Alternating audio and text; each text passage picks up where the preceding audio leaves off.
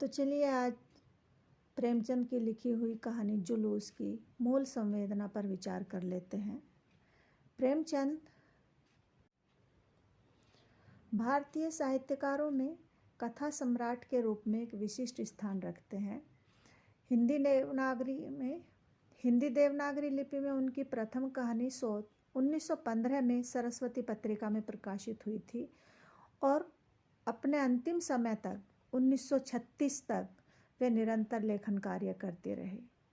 उन्होंने लगभग 300 कहानियाँ लिखी जो मानसरोवर के 8 खंडों में संकलित हैं।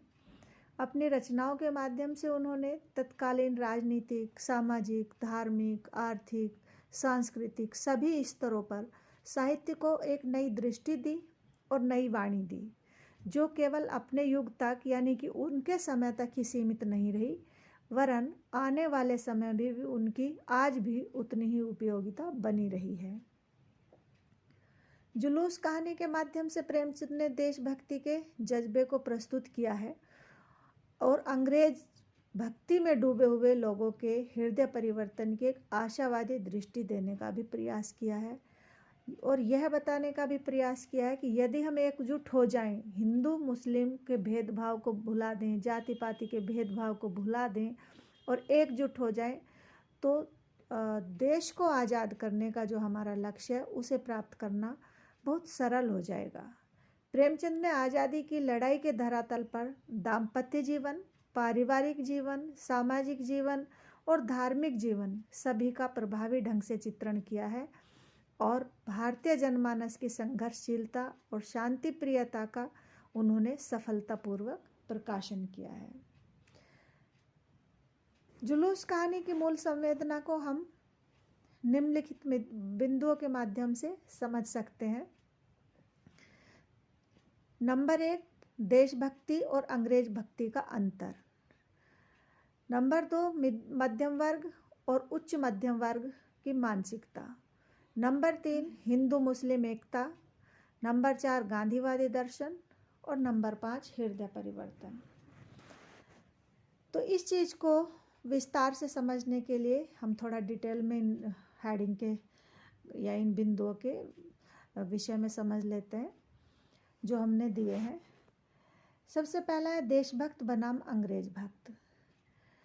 प्रेमचंद की जुलूस कहानी में एक पक्ष देशभक्त लोगों का है जो जुलूस निकाल रहा है और दूसरा पक्ष अंग्रेज भक्तों का या अंग्रेजों का जो शासन था उसकी भक्ति में लीन लोगों का है, जिसके अग्रणी जो हमारे पात्र हैं वो बीरबल सिंह दारोगा हैं। तो जुलूस के माध्यम से लेखक ने स्पष्ट पहले भी अपने वर्णन में कर दिया है कि यह पेट के भक्तों के या किराए के टट्टुओं का दल नहीं था, बल्कि स्वाधीनता के सच्चे स्वयं सेवकों का, आज़ादी के दीवानों का संगठित दल था। अपनी जिम्मेदारियों को यह दल खूब समझता था। कितने ही के सिर खून जारी था, कितनों ही के हाथ जख्मी हो गए थे। एक हल्ले में ये लोग सवारों की सफ़ों को चीर सकते थे, मगर पैरों में बेड़ियां पड़ी हुई थी। सिद्धांत की बेड़ियां, धर्म की बेड़ियां, आदर्श की बेड़ियां। लेखक बताना चाहता है कि देशभक्ति और शासक भक्ति में अंतर होता है। स्वराज के लिए जुलूस निकाल रहे लोग देशभक्त हैं। इब्राहिम के संवाद के माध्यम से लेखक कहता है कि मैं आपको इत्मीनान दिलाता हूँ, किसी किस्म का दंगा फसाद ना होगा। हम दुकान लूटने या मोटर तोड़ने नहीं निकले हैं, हमारा मकसद इससे कहीं ऊंचा है। दूसरी ओर बीरबल है जो अंग्रेजों की अंधभक्ति में डूबा हुआ है और स्वराजी इब्राहिम के सिर पर डंडा मारता है और जब वह बेहोश हो जाता है तो घोड़ा को उसके ऊपर चढ़ा देता है, जिससे घोड़े की टाप उसके सिर पर पड़ते हैं, इब्राहिम के सिर पर पड़ती हैं और वो वहाँ पर अचेत हो जाता है, घायल हो जाता है और कुछ समय बाद फिर उसकी मृत्यु हो जाती है। तो लेखक अपनी कहानी के माध्यम से ये स्पष्ट कर देता है कि देश की आज़ादी तब तक मिलना संभव नहीं है जब तक अंग्रेज भक्त लोग यहाँ पर रहेंगे, क्योंकि अंग्रेज मुट्ठी भर थे और वे कुछ भारतीयों को अपने वश में करके या कुछ भारतीयों के स्वार्थों को साध कर, उनके स्वार्थ हित की पूर्ति करके उन्हें अपने पक्ष में कर लेते हैं और भारतीयों के ही माध्यम से वो भारतीय लोगों को जो स्वराज की मांग कर रहे हैं या जो स्वराज के लिए, स्वाधीनता के लिए आंदोलनरत हैं, उनको मरवा देते हैं। जैसे जलियांवाला कांड हुआ, तो वहाँ पर जनरल डायर ने जिन लोगों को, जिन सिपाहियों को, जिन सैनिकों को आदेश दिया था जलियांवाला बाग में आंदोलन करने वाले लोगों को मारने का, वे मारने वाले अंग्रेज नहीं थे बल्कि भारतीय ही थे, जो सेना के रूप में अंग्रेज़ों के यहाँ पर काम कर रहे थे। तो उनका थोड़ा सा स्वार्थ सिद्ध करके अंग्रेज भारतीयों के ही हाथों से भारतीयों को मरवा रहे थे। तो प्रेमचंद ने ये स्पष्ट किया इस जुलूस कहानी में कि जब तक अंग्रेज भक्त लोगों का हृदय परिवर्तन नहीं होगा, वे देशभक्ति का जुनून उनको नहीं चढ़ेगा, तब तक देश को आज़ाद कराना आसान नहीं है। दूसरा वो उठाते हैं कि निम्न मध्यम वर्ग और उच्च मध्यम वर्ग की मानसिकता कैसी है। लेखक भी कहता है और हम भी देखते हैं, इतिहास में पढ़ते हैं कि जो देश की आज़ादी में योगदान रहा वो उच्च मध्यम वर्ग की अपेक्षा निम्न मध्यम वर्ग का अधिक रहा है। और उसका जो इसमें स्पष्टीकरण दिया है लेखक ने, वो वहाँ दिया है कि जब मैकू ये बताता है कि जुलूस निकल रहा है, तो दीनदयाल कहता है कि जुलूस में शहर का कोई बड़ा आदमी तो है नहीं, और जो दीनदयाल के साथ दूसरा दुकानदार है वो ये कहता है कि ये तो लोंडे लफंगों का जुलूस है, इसको तो दरोगा बाहर जाके मार मार के भगा देगा, ये जुलूस सफल नहीं होगा। तो इससे पता चलता है कि जो जुलूस निकालने वाले थे उसमें कोई बड़ा आदमी नहीं था, यानी कि निम्न मध्यम वर्ग था। इस पर मैकू हंसकर कहता है कि बड़े आदमी क्यों जुलूस में आने लगे, उन्हें इस राज में कौन आराम नहीं है, बंगलों और महलों में रहते हैं, मोटर पर घूमते हैं, साहबों के साथ दावत खाते हैं, कौन तकलीफ है उन्हें।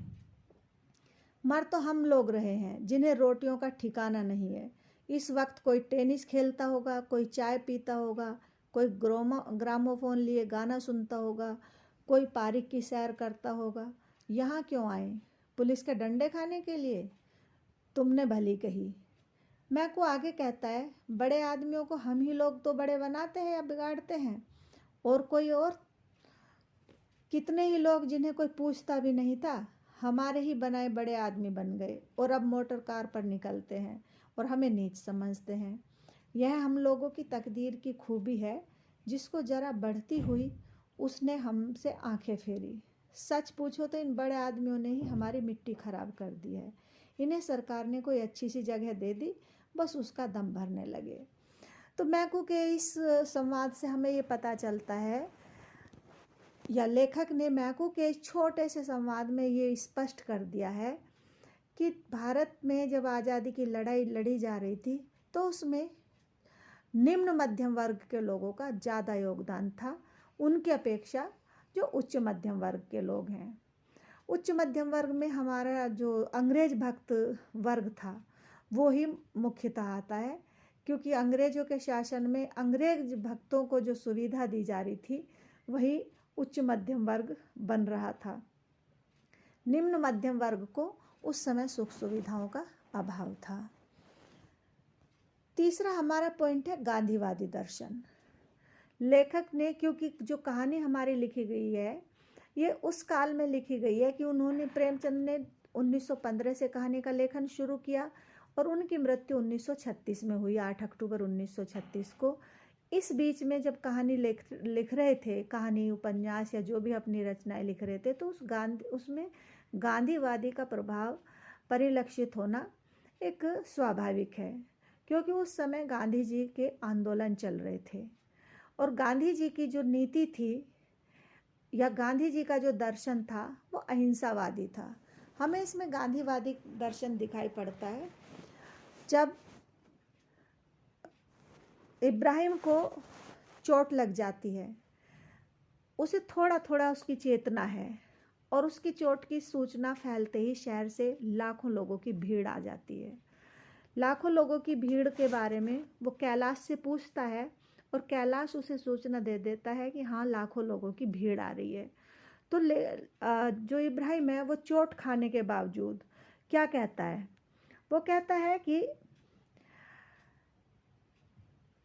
तो अब खैरियत नहीं। यानी कि अगर लाखों लोगों की भीड़ आ रही है तो वो आकर हिंसा फैलाएगी, उपद्रव करेगी कि उनके जुलूस निकालने वाले अच्छे नेता, जो समर्पित नेता थे देश की आज़ादी के लिए, स्वराजी थे, उनको चोट लग गई है, घायल हो गए हैं। उस गुस्से में आकर भीड़ कुछ उल्टा सीधा ना कर दे, हल्ला ना बोल दे, लूटपाट ना मचा दे, हिंसा ना फैला दे। तो इसलिए इब्राहिम घबरा कर कहते हैं तो अब खैरियत नहीं, झंडा लौटा दो, हमें फ़ौरन लौट चलना चाहिए, नहीं तूफान मच जाएगा, हमें अपने भाइयों से लड़ाई नहीं करनी है, फ़ौरन लौट चलो।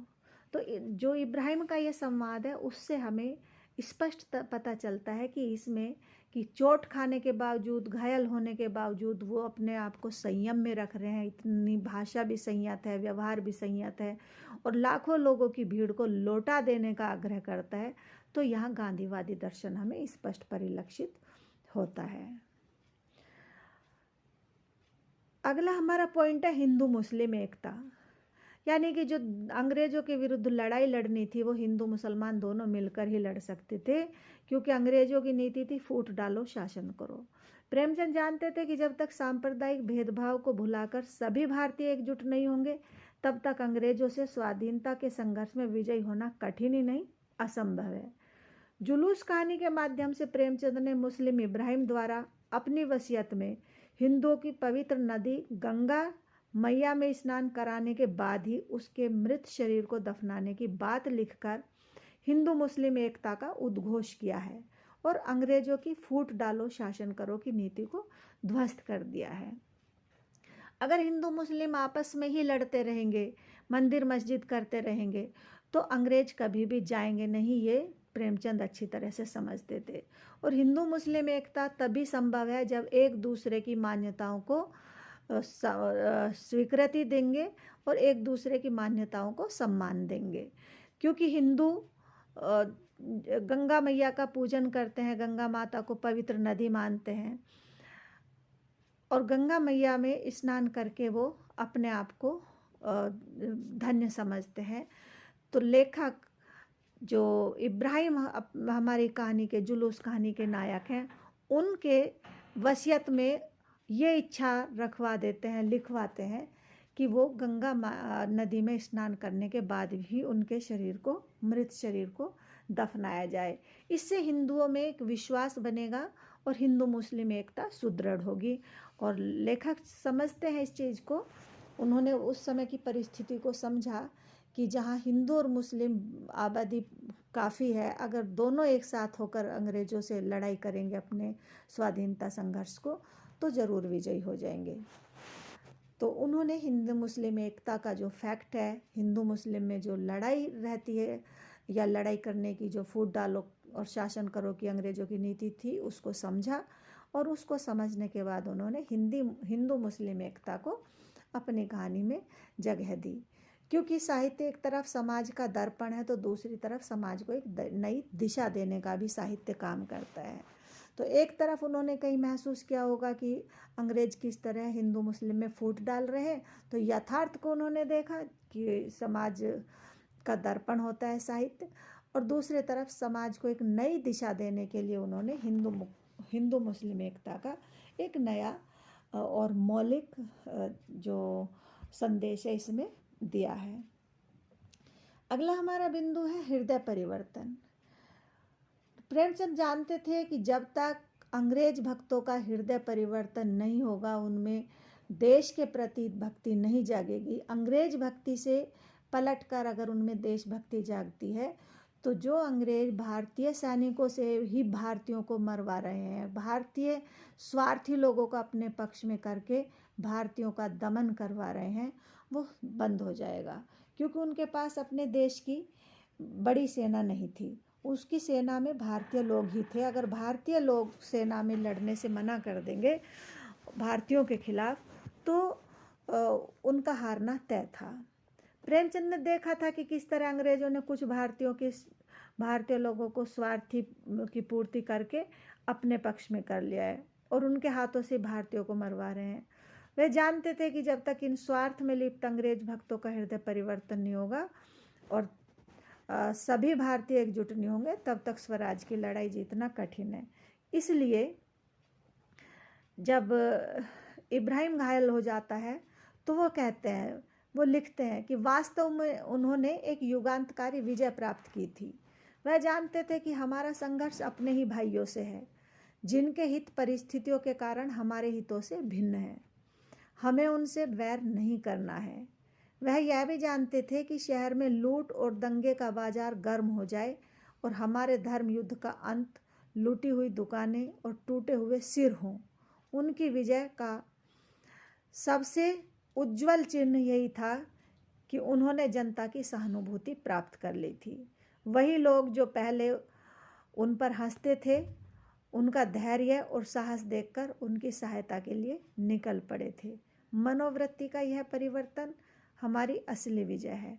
हमें किसी से लड़ाई करने की ज़रूरत नहीं है। हमारा उद्देश्य केवल जनता की सहानुभूति प्राप्त करना है, उनकी मनोवृत्तियों को बदल देना। जिस दिन हम इस लक्ष्य पर पहुंच जाएंगे, उसी दिन स्वराज सूर्य उदय होगा। और लेखक की आकांक्षा के अनुरूप अंग्रेजी शासन के अंधभक्त दरोगा बीरबल सिंह के हृदय परिवर्तन के से जुलूस कहानी का आदर्शवादी अंत भी होता है। जनता का हृदय परिवर्तन जुलूस में जो शामिल लोग थे, उनके साहस को देखकर ही हुआ। इतना साहस, इतना संयम कि इब्राहिम घायल होने के बावजूद भी ना तो हिंसा भड़कने देते हैं और ना ही वापस लौटते हैं। उनकी इस दृढ़ता और उस साहस को देखकर लाखों की भीड़ आती है। तो यही हृदय परिवर्तन जनता में निरंतर बढ़ता गया था और एक कारवां तैयार हो गया था, जिससे अंग्रेज डरने लगे थे। और लगातार हृदय परिवर्तन जितना लोगों में बढ़ता जा रहा था, उतना ही अंग्रेजों की शक्ति कमज़ोर होती जा रही थी, उनका मनोबल गिरता जा रहा था।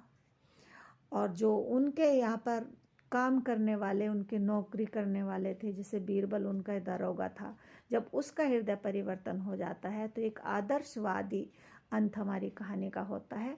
और लेखक जो चाहता है वही वो परिणाम सामने आ जाता है।